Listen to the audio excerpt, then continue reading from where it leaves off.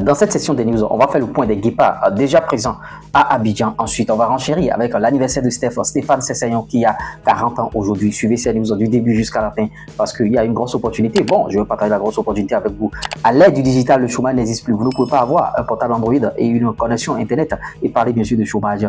Prenez ma formation YouTube qui va vous permettre bien sûr de créer du contenu sur YouTube et de gagner de l'argent. Un seul contact plus 229 53 63 87 30. Même si vous êtes salarié, vous pouvez créer du contenu sur YouTube et gagner de l'argent. Vous n'avez pas besoin de vous afficher. YouTube va vous payer à la fin de chaque mois pour vos publicités, promotions, tout ce que vous voulez sur la chaîne ici. Que vous soyez une entreprise, que vous soyez bien sûr un particulier. Toujours le même numéro, plus 229 53 63 87 30. Monétisation de compte YouTube, TikTok, création de compte Facebook, monétisation Facebook. Tout ce que vous voulez, on le fait. Le même contact. Donc, le rendez-vous est pris. Donc, en tout cas, gagner de l'argent sur le digital, c'est possible aujourd'hui avec nous.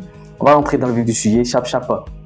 Vous voyez, les guépards, ils sont à Abidjan, et ça travaille, histoire de rencontrer, bien sûr, ceci, ça déjà, l'équipe rwandaise. Et par rapport aux informations, le point, ce samedi 1er juin 2024, ils sont 22 guépards présents à Abidjan. Saturné Alagbe, Marcel Dadino, Jodel Dossou, Junior Olaïtan, Rabi Oussan Kamao, Rachid Moumouni, Rodrigue Fassinou, Prince Ricardo Dossou, Romarika Amoussou, Abdul Karim Rahman, Mohamed Tidjani, Cédric Moutondi, Yuan Roche, David Tchechao, Mariano Wangbo, David Kiki, Steve Mounier, Samson Akinola, Imouran Hassan, Dodo Doku, il est là finalement, Francisco Dodo Doku, Tosin Ayegoun, Cécile Dalmeda. Donc voilà le point ce matin, ils sont 22. Et bon, en tout cas, Andreas Moutondi n'est pas encore là.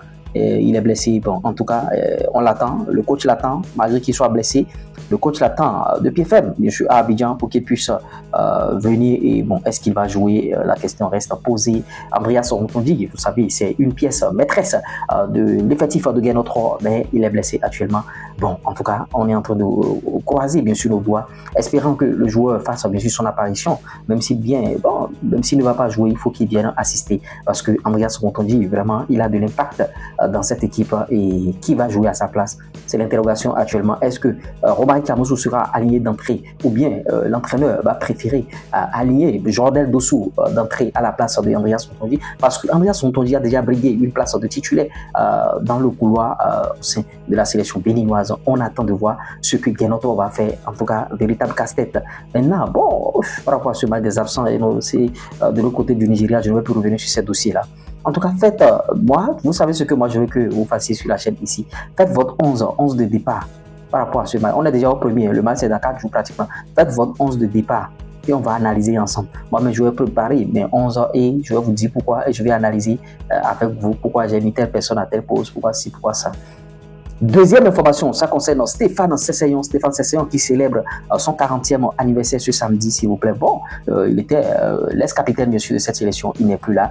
Et l'ancien capitaine de l'équipe nationale du Bénin a eu une carrière remarquable, jouant, bien sûr, bon, pour plusieurs clubs européens. Sa passion et son engagement envers le football continue, bien sûr, d'inspirer de nombreux jeunes athlètes. Et joyeux anniversaire Stéphane Sessegnon, 1er juin 1984, 1er juin 2024, parcours et impact, bien sûr, de Stéphane Sessegnon, une icône du football béninois. Stéphane Sessegnon est un footballeur professionnel béninois, largement reconnu pour sa carrière dans divers clubs européens et pour son rôle au sein de l'équipe nationale du Bénin. Voici un aperçu de son parcours. Début de carrière en club, première année, Stéphane Sessegnon, Le Mans 2004-2008. Il rejoint ensuite le Mans FC 2004-2008, s'il vous plaît, en France, où il se fait remarquer pour ses performances au milieu du terrain, contribuant significativement à l'équipe. Paris Saint-Germain 2008-2011, bien sûr, vous voyez, en 2008, Sessegnon signe avec le Paris Saint-Germain.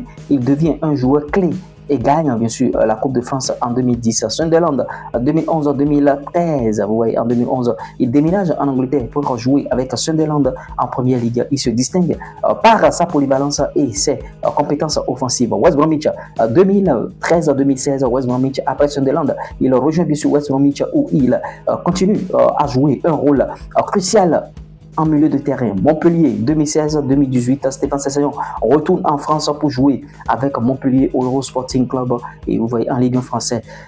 Gençler Birliği 2018-2020, il poursuit sa carrière en Turquie avec Gençler Birliği, carrière internationale, équipe nationale du Bénin. Stéphane Sessegnon est un pilier de l'équipe nationale du Bénin. Il a été bien sûr capitaine de l'équipe nationale et a participé à plusieurs éditions de la Coupe d'Afrique des Nations. Son leadership et ses performances ont été essentielles bien sûr pour l'équipe nationale. Style de jeu et reconnaissance par rapport à Stéphane Sessegnon, c'est la polyvalence. On le connaît pour ça. Vous savez, Stéphane Sessegnon est connu pour sa polyvalence, capable bien sûr de jouer à divers postes au milieu de terrain et en attaque, technique et vision, sa technicité, bon, sa vision de jeu et sa capacité bien sûr à dribbler.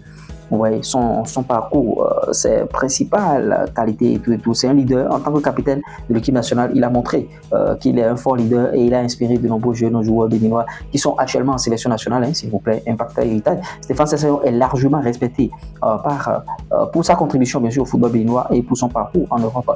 Il a servi de modèle pour de nombreux jeunes béninois au Bénin et continue d'influencer positivement le sport dans son pays.